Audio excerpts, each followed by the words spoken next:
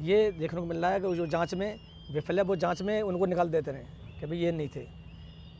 ऐसा कहते हैं कि भाई ये तो थे ही नहीं यहाँ पे, जबकि हमने आंखों से देखा है। ये वहाँ खड़े थे प्रोटेस्ट में और उन्होंने खुद इशारा किया कि भाई ऐसे लोगों को, और वहाँ मौजूद थे सब लोग। ये तो वहाँ पे मतलब उनको जब 500-700 लोगों की भीड़ है वहाँ पे, तो उसमें से वो उन्होंने दो चार ही नज़र आते हैं बस, बाकी भीड़ कहाँ से वो वो भीड़ जो थी जिन्होंने लोगों को मारा है, जिनको पहचान करके मारा है, तो वो 700 लोग 500-700 लोग कहाँ से आ गए थे, उनको पुलिस ने देखा ही नहीं आज तक। भीड़ तो बहुत सारी थी, भीड़ में 5-7 लोग नज़र आते हैं उनके लिए, बस 10-5 नज़र आते हैं, इसके ऊपर लोग उन्हें नज़र नहीं आते।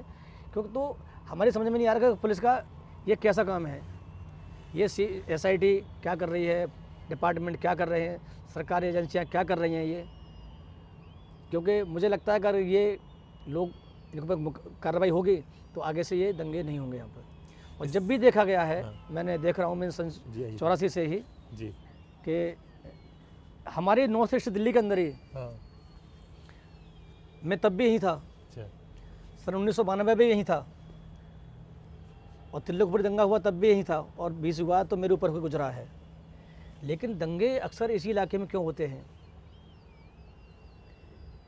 तो ये समस्या हमारे पास आ रहा है कि क्या यहीं पे इस इलाके को एक टारगेट बना दिया जाता है कि इस इलाके में एक अनपढ़ लोग रहते हैं या अशिक्षित रहते हैं या पढ़ नहीं पाते हैं, तो यहाँ पे लोगों को बहका देते हैं, लोगों को बहका लेते हैं और उन्हीं से दंगा करा देते हैं। ये पॉलिटिक्स रही है इनकी शुरू से ही।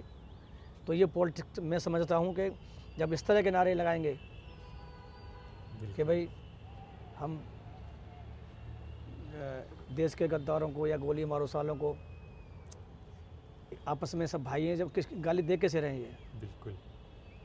तो इस तरह के नारों से दंगा भड़के हैं।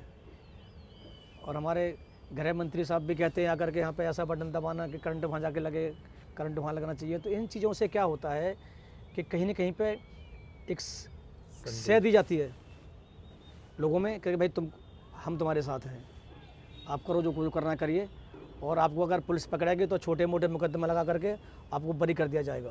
और वही हुआ है, कुछ लोगों को बरी भी किया उन लोगों ने, छोटे मोटे मुकदमे लगाए, लेकिन उन पर कोई भारी मुकदमा आज तक नहीं लगाया।